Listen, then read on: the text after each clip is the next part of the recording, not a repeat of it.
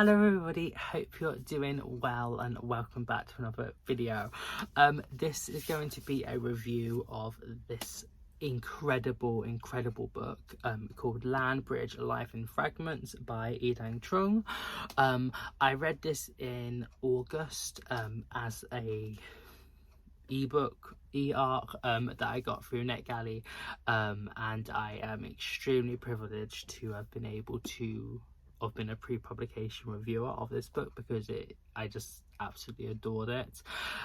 This came out on the 12th of October, so I thought I'd wait a little bit of time so it's a bit more out there to actually post my review, so I can just, you know, get some more buzz for it, because I implore everyone to read this book. It's so good. I have got my kind of long review here that I'm just going to take some notes from, just to rejig my brain, so I can talk about this. But yeah, I'm so privileged I was able to read Trung's story, from the preface to the final letter. Every single part of this book is just expertly curated, and it tells the reader so much about Cambodian history, but also the author's personal past, present and future. The subtitle, Life in Fragments, is like the most apt term, and it perfectly encapsulates what the book is trying to do, because it is part memoir, non-fiction, personal conversations to her son for him to read in the future. And these many small chapters literally are like fragments. The narrative is somewhat linear because it tells the story of her family as they was living in Cambodia during the war, and then the Pol Pot's genocide, how they escaped to Thailand where she was born, moving to Canada, and all the adapting to life there and the challenges that come with being a refugee in another country. And then it also details more of her up-to-date life about how she was an educator in different universities, starting a family, and then dealing with a cancer diagnosis which led to her premature passing. So despite following this path, in essence, there is many instances of it backtracking, and on the whole it is a fragmented tale.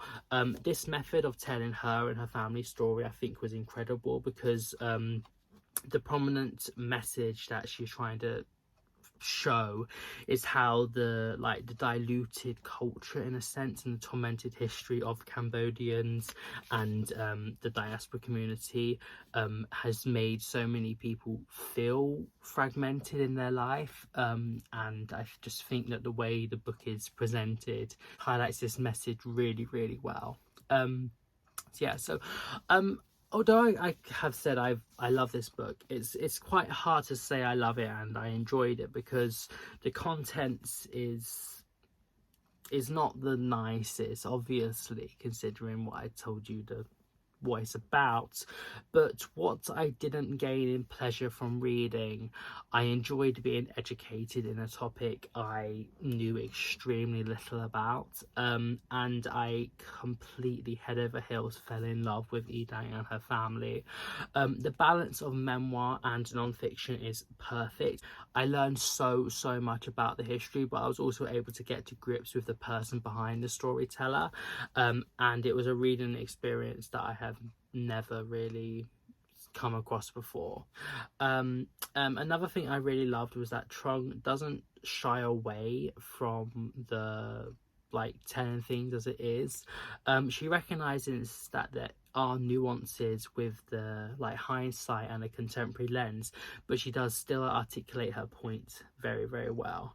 An example of this is a quote from the book, is how many tourists have gaped at the horrors of Pol Pot's killing fields, have shaken their heads in astonishment at the sheer brutality of the regime, but few have cared to see the horrors committed before and after Pol Pot's time. The military aid that flowed from China to the Khmer Rouge, the bombs that the United States dropped on Cambodia, the refugees who were turned back at the borders. So that's just a quote, how she just, I'm trying to say how she just tell things as it is. And I mean, that is sort of the best way, because she is telling a history of her family and the Cambodian diaspora. But it was brutal and it was horrible, but these things need to be told. So yeah, so on the topic of refugees, she does make it clear at the start that she doesn't want to speak for all. She doesn't want to speak for all Cambodians or even speak for her family, but she pleads the case for better treatment and acceptance of those fleeing conflict regions in the contemporary society, and talks about Syria, for example, within the book. When refugees settle in a new country, there's a lot of expectation that should be instantly thankful and graceful, which an argument can be made, but there's also a lot of nuance in such situations, because many people might have lost someone or left people behind. They don't have a home anymore. They're somewhere new, they might not speak the language, and so on. There's another quote that I think perfectly articulates what Edang is trying to say, and in some essence what the book does achieve, and I'll just read it out to you again. I long to write my story in a way that shows the cracks and fissures beneath the refugee's smile of gratitude. At the same time, I cannot deny that, for the kindness shown to my family, for the opportunities to research and learn and perhaps one day write, I am and continue to be grateful, genuinely grateful. Struck between the smooth surfaces and the burrowed fissures, I am again stuck. So yeah, so I just think it really encapsulates this internal struggle about when you're in a new country, that you should feel so grateful and happy for all that they're doing for you. And obviously people can say that, okay, you should, but then there's these internal things that people don't see as well, the struggles and issues that is happening within yourself. And I just think that that's just what this book does achieve, is to show her story and all the nuances and ups and downs and cracks and fissures that are a part of it. So yeah, once again, I did cry this year whilst reading the book, but proudly so. There is many instances in this book where Trong is telling us heinous, harrowing stories that it's hard not to be impacted. There are many, but I'll just mention 3 instances that came to mind and have stuck with me throughout. The first was when her grandmother died, or killed, but because we don't know, and her mother wasn't allowed to see her body or perform any proper burial ceremony, so her soul / ghost was just left to remain wandering around the ravaged country without the peace she deserved. The second was this picture and discussion around the killing tree, where guards would beat and murder children. I was reading the sign in the photograph and I just had to stop for a few minutes and just let that sink in, because just thinking of like such an act is just so utterly repulsive, and it's just I just had to just step away for a bit. So yeah, like I'm trying to say quite a few times, that she doesn't shy away, she tells it as it is, and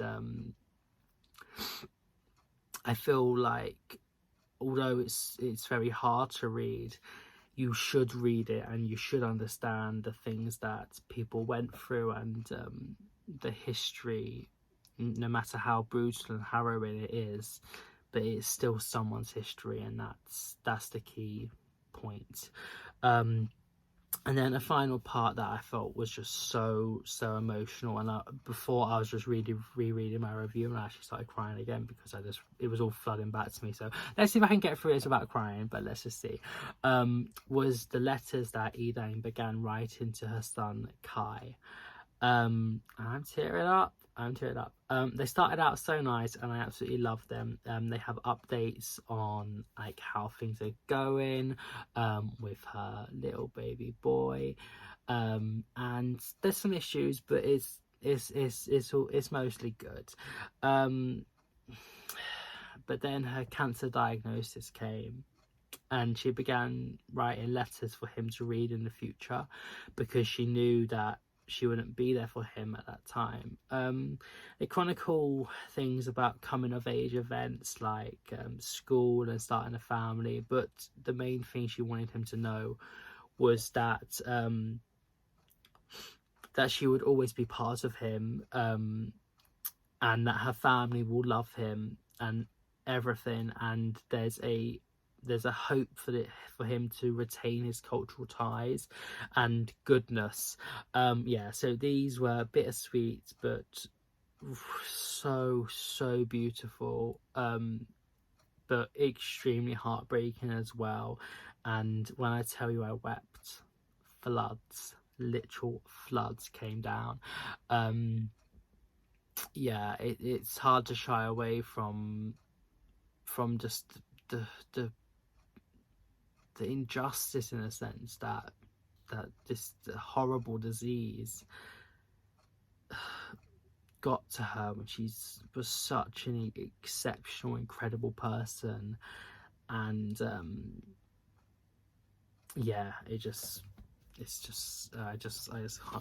I love, and you throughout the book you're just loving her more and more and more, and then this hits you in the face and you're like, why how does this happen to someone like this? Like, it's incredible, but it's just how life works sometimes, isn't it? And so this is my final point on my review, is that I admired the inclusion of cultural and linguistic aspects as well, and how they held relevance, and how they hold relevance. A key concept that I think I'll take on board and hope to include in my own life when dealing with personal struggles is that of Kalamchet, which her mother translates as emotional survival, turning inward, mental willpower, not giving up. This is used an example of how many learn to keep quiet at the right time and basically survive. Some scholarly work has undermined genocide or force of the Pol Pot regime, and given how some Cambodians gave in, but they didn't really. They just internalized this fear and fight, and to try and just get through it, basically. And in a similar way, the metaphor of becoming like a kapok tree is used to show how many kept silent or mute to get through the genocide and adapt to it. Throughout, there are lots of references to Khmer words or phrases. Many talks about in telling the story of her parents. Another importance is the power of names, and how Trung says at the end, how if you're not even bothered to try and pronounce a name, that says a lot more about someone else than like the person that has the name. And she talks about this when she's talking with her cousin. And then I liked how addressing this can spark conversations around how some people may edit or adapt their name to make it more easier to pronounce, for example, or go by a nickname. But this isn't really right, because we should take pride in our names, and it's something our parents chose for a reason, and they usually hold high value. And my final point on this is that Idang Trung was named for the refugee camp in Thailand where she was born, Khao Idang. So there's that connection, there's an importance to it, and this is just one example, that there's millions more. So that's just a final little point I wanted to say. I don't think I have anything else to say about this book, except please read it. It is so good. It's so easy to get through. There's also pictures that sort of break up the text a little bit, and it's a hard book to read, 100%, but I think it's necessary. It's 100% necessary to read a book like this, because I feel little has been really said about the Cambodian genocide, and this is obviously just her story, but everyone's story deserves to be told. So I might go away and cry again, But hope you have a nice morning, evening, night, wherever you are in the world, and I shall see you very soon. Bye.